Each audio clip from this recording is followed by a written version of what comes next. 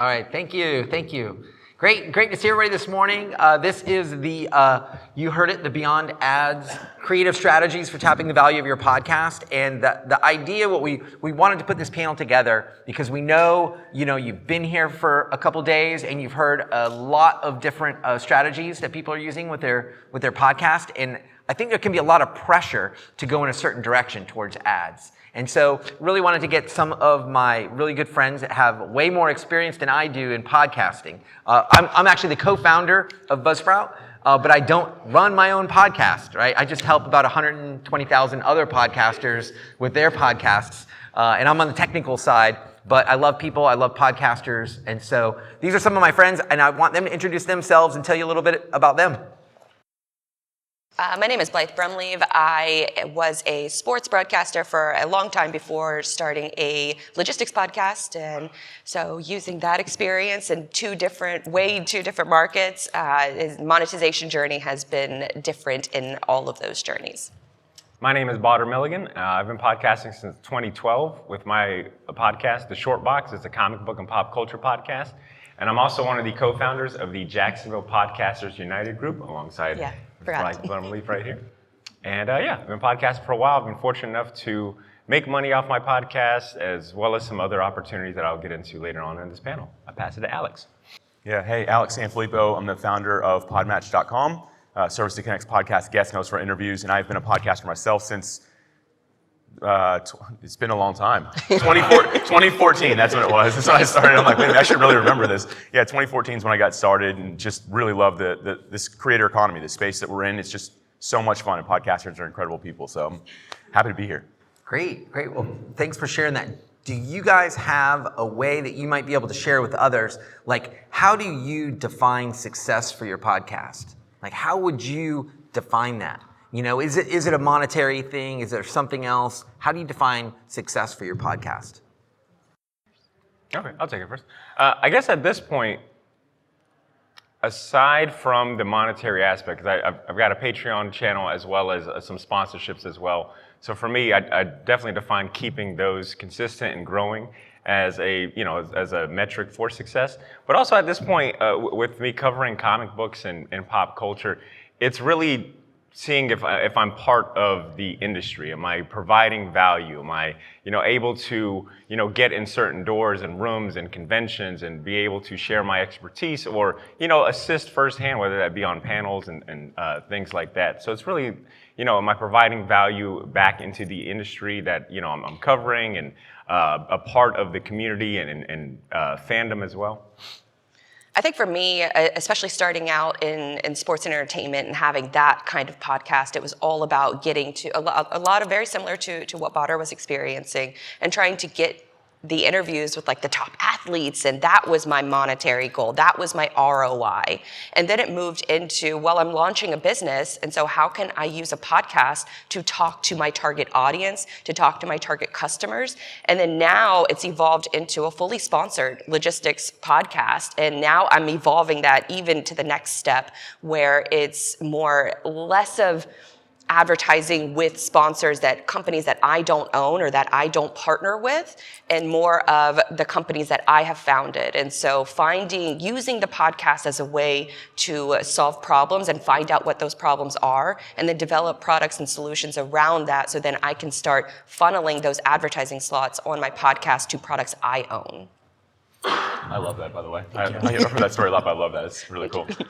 For me, I'm going to share two because my podcasting journey has evolved quite a bit. Before I had PodMatch, my podcast was about entrepreneurship. And I guess the way the success metric I'll look at with it is that I wanted to become an entrepreneur. I wanted to figure out how to leave a 9-to-5 job, my corporate job, which I loved, but I wanted to figure out how to leave that, become a full-time entrepreneur.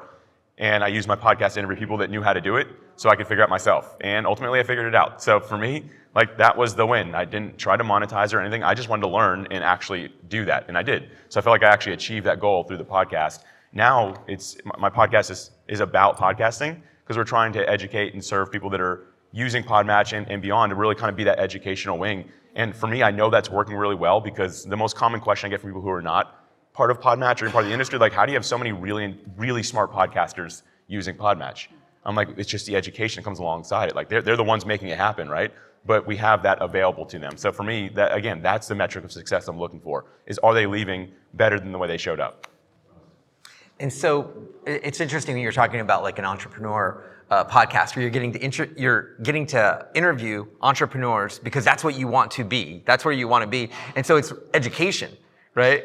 What an incredible opportunity to be educated by interviewing people that have been where you want to be. Whether you ever make $1 off of the podcast itself, it can be very successful, right? But I think we can come to an event like this sometimes and we feel like, well, I'm not making money off of sponsorships, or I'm not making money off of these other things that people are doing. Am I even a podcaster? Well, that's such a great example. And then for you, Blythe, on your logistics podcast, that's something that's part of your business, right? What are the different things that you offer? What are the services that you offer in your business, and how does the podcast drive that business? So I originally started the podcast because I have a website design and management company. So I wanted to specifically target logistics companies because there's a big educational gap with modern marketing firms and other web design companies. And so I used the podcast to talk to my target audience.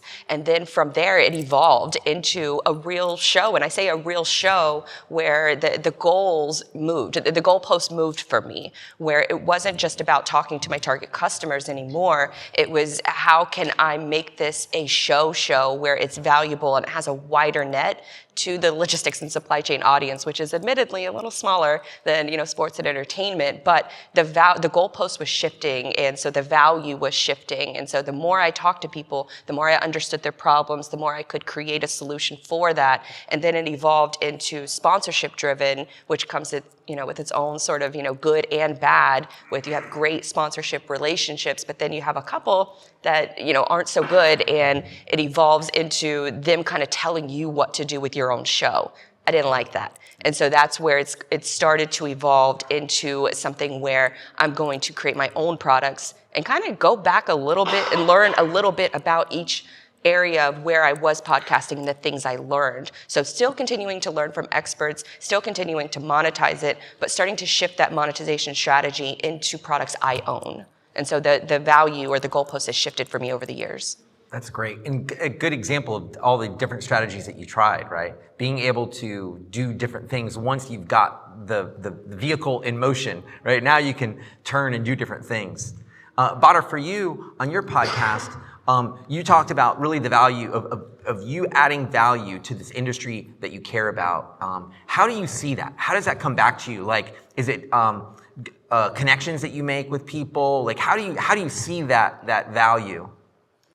Yeah, so I guess just a little backstory on like my journey into like monetizing the show. I started the show in 2012 as a passion hobby with friends. And that's all, really in 2012 I thought it would ever be. I didn't think there was any means to like make money off of it. But it wasn't until maybe 2018 that, I had done the show now for 6 years. I had amassed like a really strong following among like, the comic book industry and, other like-minded collectors and readers and fans of the art form. And I started getting, DMs and messages from the listeners like, hey, I want to support you guys. Like, you don't have a Patreon. There's no coffee, whatever it may be. There's like no means for me to give you something. And I use that as kind of like the jumping on point. Because by then it's like, okay, if my listeners are telling me they want to support, maybe like maybe we're on to something here.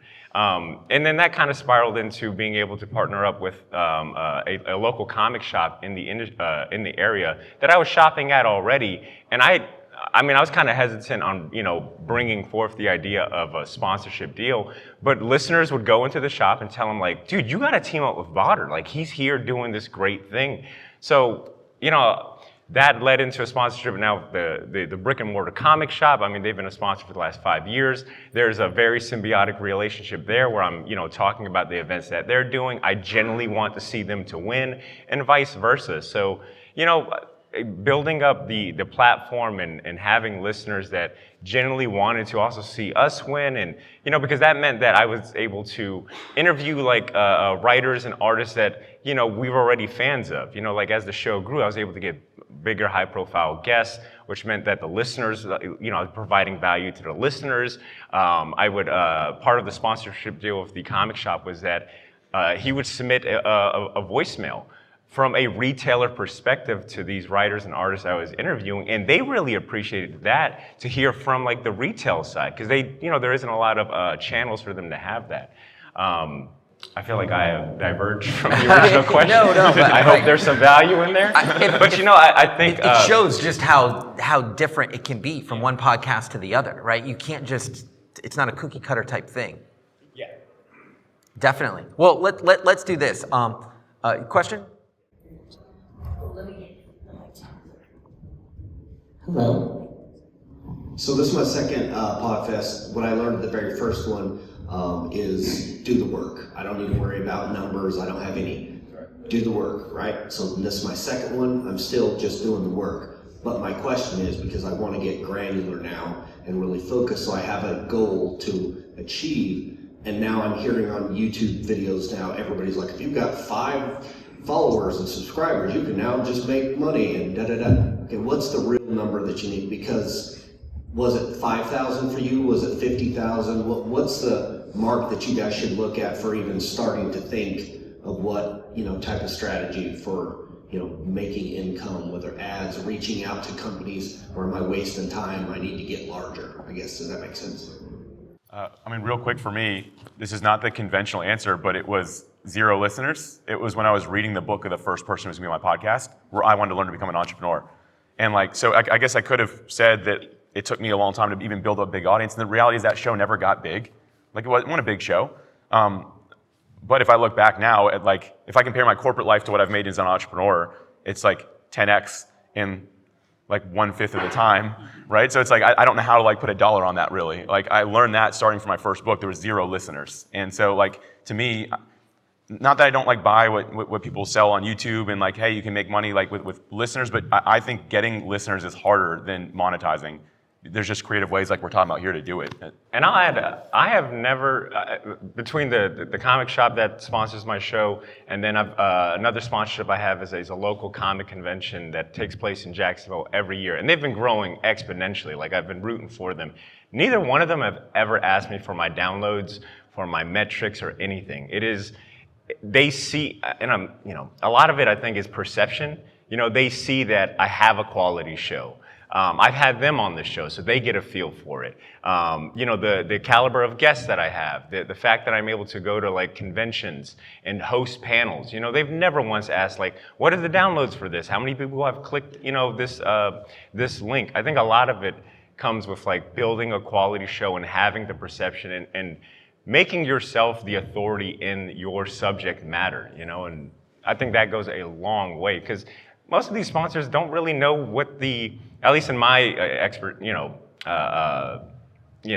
expertise, sorry, they don't really know what they're looking at anyways. They don't know if 500 is, they just know the numbers. Obviously, the higher the number, the more, but they don't know that the average download, podcast gets, 30 downloads in 7 days. What was the goal? What would be the number you would set today if you had to do it? Let me say this, right? As soon as we start trying to define it by numbers, I think it can get really challenging. So for example, what Badr was just saying, there's an entire industry that's built around trying to tell you how much 1,000 downloads is worth, right? And that's called a CPM. And they're trying to tell you, if you get 1,000 downloads, that's worth $15, that's worth $20, right? They're trying to put a dollar value on it. They don't know what they're talking about. These numbers are made up, right? These numbers are something. Is this being recorded? These numbers are made up, right? And so what we're seeing right now, if you look at the podcasting industry as a whole, it's growing. There's people that are getting into podcasting, right? But you hear this news about companies having layoffs and companies shutting down. Why? Because they don't know the value of podcasting. So they're trying to assign these values to it, and they're trying to make it more like a cookie cutter, if I get this many downloads, it's worth this much. It just doesn't work. If you look at what Blythe has done, right? She's got a very niche podcast.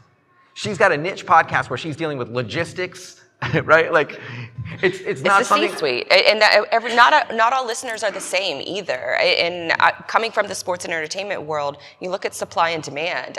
There's so many creators making that content for free that you have to get those viral numbers in order for a betting company to even look your way. But with my logistics podcast, I have a C-suite audience. That listener is making buying decisions that are in the multi-million dollars every single year, and so the value of that listener, I only get about 150 to 250 downloads per podcast, but that 150 CEOs making buying decisions, that listener is worth so much more than, say, a sports fan who is looking to make a bet this coming weekend. So you have to look at it from who's your target audience, are you developing that trust with them, and then who are the guests that you're getting on that they want to hear from, and then what is the perceived value of that listener or of that audience that is going to trust you enough to pay attention to that guest and then make a buying decision, or let them know, hey, I really enjoyed your conversation on there. Because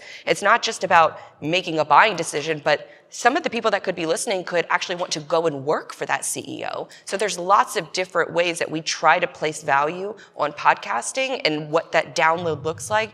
But in reality, some of your sponsors are really going to be supportive, but then you're going to have others that are going to wonder, well, where are my leads at? And you have to balance both of those different dynamics, and you have to constantly explain to the latter part who wants to know about the value of a download, you have to be able to articulate that. And so And I think lots of different challenges. It's thinking about what you were saying. I've got this very powerful audience. I've got this audience that I've connected with. And podcasting does something that is unlike I think any other industry. There is an intimacy that is formed between a podcast host and a podcast listener that is unmatched. It's not the same thing as a YouTube channel. It's not the same thing as somebody you follow on Instagram. There's something intimate about this connection of this person that I'm listening to. It's establishing that they're an expert, that they understand me, that they know this thing, right? And so once you develop those relationships, now the question is, how do I get the value from that? Whether it's sponsorships, right? Or whether it's I've got this incredibly valuable thing. What if I have my own product that I'm selling to this audience, right? These are different ways of thinking through how do I get the value from my podcast that doesn't involve slapping a logo on my episode or doing a call out in the middle of my episode for a sponsor. There's different ways that we can do this. It's just trying to break out of an industry that puts so much pressure in one direction. So, that was a lot. All right. So, wait, how about this? Why don't we go around and do you guys have advice for people that are, they haven't made their first dollar off the podcast, they would like to make their first dollar. What advice would you give them for monetization strategies? I'd have to say, look in your own backyard. I mean, I think being the master of my, I guess having just that direct connection with, the comic shop owner, the guy that runs the convention, I didn't need a middle person to figure out, how I could be of value to them.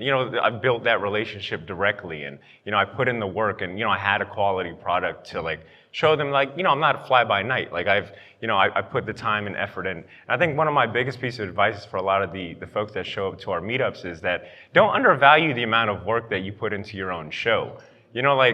For Ben, the owner of the comic shop, he doesn't have time to build a podcast. He doesn't have time to learn the intricacies and the nuances, or I've already done 10 plus years of that work already. So I know the value that I put in, the time and the sweat equity. So and I mean a lot of times these especially brick and mortar shops are looking for ways to market their product, their service, their store, whatever it may be. And I think podcasting is a viable vehicle even to this day, regardless of all the different social media outlets and things like that. To Tom's point, there is something to be said about the connection that we make with our listeners and the trust that you get. And I think that is definitely works both ways. I think you've also got to value the trust that you build with your listeners, and you're not trying to sell them BS and things like that. But really value the amount of time and effort that you put into your show, especially if you've been doing it for a long time. That's not cheap, So don't sell yourself short to break your back to get 1,000 downloads for $15. $15. Yeah, I knew that I could possibly start doing like the CPMs and the ads, but I was like, this is pennies on the dollar. Let me just build like a connection and, work something out. Like, let me see what their budget is and let me, see if I can, what I can provide them.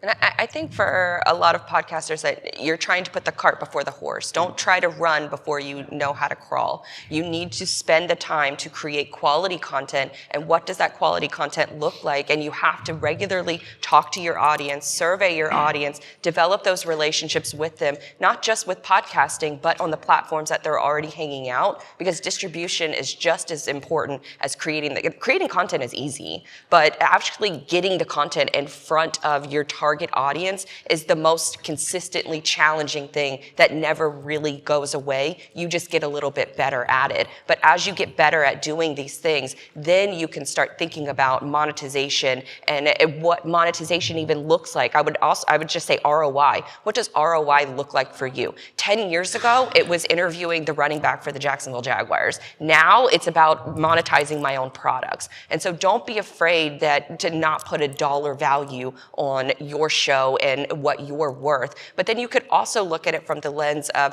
how can I diversify my revenue streams as well? You don't want to get into a situation where you are finally monetizing, but all of your sponsorship dollars are coming from one company. So think about it in a way that, okay, well, how can I monetize maybe my website or an email list or, a social media promo post? There's lots of different ways to monetize, but try to crawl before you run. I'm going to go back to the piece that you mentioned about like it's an intimate medium, right? I remember the first time I listened to a podcast, I realized that not everyone would know what I was listening to. And there was something I was like, I never found my answer on Google, but I found someone talking about it on a podcast. And I was like, I'm going to go for a walk and listen. And I can remember that being an experience where I was like, I learned what I needed to learn. And I really was happy that it was just me and the host, right? And their guests. And that was the only people who knew. They had no idea who I was, obviously, right? But I just listened to it. I really liked that. And I think that as hosts, we discredit how powerful that is and how much people appreciate that. And if there's one thing I've learned about people, it's that we like to give back to people that give to us, right? Like how often is someone giving you a gift and you're like, wow, that was nice of them. I'm never going to do anything for them, right? Like it's just not human nature. Typically, we also want to do something back for somebody else. And I think that just asking your listeners for help or giving them the opportunity to help is huge.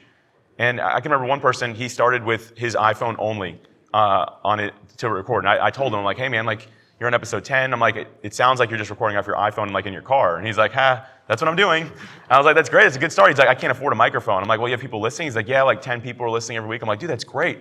I'm like, how about you just ask on your next one if someone wants to donate toward a mic? And so he did. And guess what? Someone just bought him a microphone. No one donated to it. One of his listeners bought him a mic. It was probably a couple $100 mic. And then that just kept on going. So he's like, okay, what's this listener support thing? And so he's a Buzzsprout customer. So he just turned on like listener support. Or allowing them to subscribe or donate, as we call it, and people started doing it, and they just liked what he had to say. And the thing is, like, he started making really good money doing that. And then I thought of another friend of mine who is 10 or more years into podcasting. He has 2 million plus people who listen to his podcast every year. He still has a full-time job that he hates because he's going the traditional sponsor route, and all he keeps on saying is, I just need better sponsors. I need better sponsors. I need better advertisers on my show. I'm like, no, maybe you need to talk to your listeners and let them in on what you're doing. Because I got a guy and I didn't tell him this, but I got a guy who's got 10 or 20 people now listening to his podcast, making more money than you are, and you have 2 million because he can't get out of this traditional model of like, it has to be an advertiser. I can't know who they are. It's got to be for mattresses. Yeah. This podcast is not about mattresses, right? And we laugh, but the reality is he's someone who's actually stuck in that. And he is, he's not, no offense, he's probably never going to change at this point. He is fixated on this is how you make money. But he's proving that it's not. I will never have millions of people listen to my show. Like, I never will. I will never be at his level. But I'll tell you what, I make a lot more money than he does because I let the community in on it and just say, does anyone want to help? Anyone getting value from this? How can we make this a win-win together? We've only got a couple minutes left before you got 3 podcasters fired up about, make money. If I may add really quick, there's something that... And by the way, we are going to be around, so you can talk to us after the session. Sometimes that ROI doesn't look like money. Sometimes it looks like opportunity. And for me, early on, I wanted to go to all these conventions to try to get in front of like higher profile guests, get to know the people that are running some of these like very big comic conventions that are always covered on the news. So a lot of times I would just apply for panels and, they would accept, but it's like, you got to get here, you got to figure out a place to stay. So, and I knew a lot of folks that wouldn't do that because it's like, well, I want them to pay for it. So they would, back out of that opportunity. But for me, it's like, well, it's an opportunity to get in front of more like-minded people, more potential listeners, and, build the reputation of the show. So whenever it's time for me to approach a sponsor, it's like, look, I've done a panel here. Like you build credibility through seeking out opportunities. Because I mean, let's be real, like, I make about $500-600 from the comic shop every quarter. But I joke with Ben that, I'm just spending it right back with him. Most of the time he doesn't go back in my pocket. It goes right back into the show, upgrading the equipment, paying for those trips to those conventions. So that's what I'm saying. Don't get hung up on the dollar amount. Like think back, how does this feed back into the show? Sorry. Let's go to some questions. Whatever we can fit. We have 5 minutes, so talk fast. Hi guys, everyone. Thank you very much for your presentation. I'm Michael D. Eisenberg, the Tech Savvy Lawyer. Question to you is, I hear from, the Ethernet, if you will, that revenue from podcast advertising is going down. And I respect that. I think a couple of you said you should have different streams of income for your projects, and I agree with you on that. But I'm wondering if anyone could, or each of you could talk about your individual perspective about the state of play when it comes to just generic revenue. Not each of us, but I'll take it. Just because I know a lot of the industry numbers, and what you're talking about is a dip in what people are spending on advertising. And it goes back to this, it's somewhat of a bubble that happened during 2020 as podcasting was exploding. And so all this money was being funneled into advertising, and they were applying equations and math to tell you exactly how much you should spend and what you should get and blah, blah, blah. And then it just didn't prove out. And so it's not that podcasting is bad, it's that they don't know how valuable it is. And so they're trying to figure out what should they be spending. They were overspending. They were spending too much money and they weren't getting enough value for it. Eventually they call it out and they're not gonna spend it anymore. Question in the back? First, I want to say thank you, Tom, because I'm with Buzzsprout and you got me here, so thank you. That's when you were saying just like value for me is because of my podcast. I'm here just out of the kindness of Buzzsprout's heart. But my podcast is an equestrian podcast, and I interview riders. And the other value I've had is just this week I interviewed like my dream idol rider. So now what I'm trying to figure out is, because my listenership isn't that huge yet, and I'm feeling like these people have been so gracious with their time, how do I reshare to get more listeners? I'm not thinking about the dollar yet. I'm just really wanting their valuable information that they've shared with me, because no one else in the sport would have accessed them this way, to be able to get more people to listen to it. Somebody want to take that? I would say create clips. Start with video, and then that way, even if you're not uploading the video anywhere, you can take that video URL, upload it as a private video to YouTube, then use a tool like Opus Clips. It will automatically cut these clips for you. The way that I think about it is that you want to put your guest in a position, social media-wise, that they will share it. And so making it as easy as possible for them to share it, provide them images, provide them video clips, or suggested text for their post to share it out. Then tag them, share it multiple times, because not everybody is going to see it in your feed. Nobody remembers your content like you remember your content. So just make sure that you're sharing it over and over again, and then also making it stupid easy for your guests to share it on their own. And so people love sharing expertise of their own expertise with their audience. And so if you can make it as easy for them as possible, that's a win-win.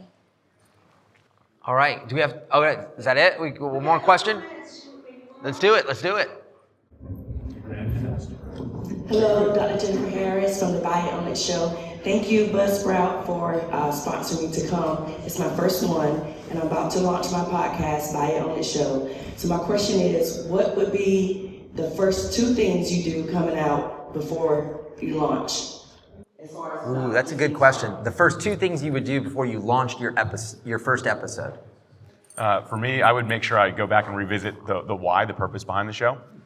So I would like really sit down and think about that. And I'd just be like, why am I launching the show? What is the purpose of it? What's the big picture? What's the point, right? And let your passion really feed off of that. That way you're connected to that why really deeply. And then you want to connect that why to me. That the very next thing I would do is I'd think of the listener. who's going to be listening to this. And I build out a fictitious listener, just an avatar as we call it in the business, so that it really ties into that why. So that you really have a clear expectation on who you serve. I'd even name that person. Like to this day, for the last 10 years of podcasting in my journey, I continue to think about Adam. Adam is my ideal listener, and I have a full backstory at this point. So I think I would tie my why to my avatar before I launch, and that way you can just kind of keep that same perspective as you go through building out content. And I would say just to add on, because Tom and Alex are really good about giving you perspective into your numbers, just think about it from the lens of more than 90% of all podcasters never make it past 10 episodes. And that's because they're working so hard on creating the show, and then they feel like nobody is listening if only 7 people are listening. But Alex has always made a really great point that if 7 people are in the room and listening to you talk, that is an extreme amount of value. And so if you see those low numbers at first, don't get discouraged, because the average, what is the average podcast? You're in the 30 plays or 30 downloads. You're one of the top podcasters. I think it was 28. If it's more than 28 in the first 7 days, I think you're the top 50% of Buzzsprout podcasts. So keeping those in mind. And then I would add, just from a technical perspective, just being sure that your podcast is available everywhere. You know, at this point, there's so many different podcast apps. And I feel like a lot of listeners, I mean, yeah, probably use the big 2, but you never know who might be listening on something like Overcast. Or the other day, we found out about one called Fountain. So, I mean, and it's incredibly easy. Podcasts. Yeah. Podcast, my new favorite. Yeah. Okay, yeah. So, I mean, just having your show, like, you know, available everywhere, so, you know, you could just point people to, you know, wherever your podcast may be. Great. Just like an easy Well, thing. hey, thanks everybody for coming and listening to the session. We'll be available. I'll be at the Buzzsprout booth. I'll also be here, and we'll hang around for a little while afterwards. But thank you to the panel. Just so you know, PodMatch, incredible organization. Badr and Blythe did something that you should definitely talk to them about. They started an organization in Jacksonville for podcasters, Jacksonville Podcasters United, JP with the house. And it's an incredible opportunity for podcasters to get together and encourage one another. So if you have questions about getting a community like that going in your area, talk to them. It's an incredible thing. So thanks again for coming. You guys have been great. Thank you.